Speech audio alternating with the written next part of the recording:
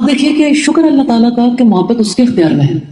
मोहब्बत वो दिलों के अंदर डालता है, इसलिए जहानों के बादशाह से, मोहब्बत के मालिक से मोहब्बत मांगनी चाहिए। और उससे मोहब्बत मांगने वाला नामुराद नहीं रहता, वो मोहब्बतें देता है और वो देते हुए कभी घबराता नहीं है, क्योंकि उसके दोनों हाथ खुले हुए हैं। वो जो कुछ भी अता कर दे उसके खजानों में कमी नहीं आती।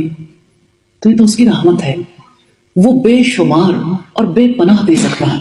इसलिए इस दुआ को अपनी रूटीन में शामिल कर लें। रब्बना हब लना मिन अज़वाजिना व ज़ुर्रिय्यातिना क़ुर्रता आयुन।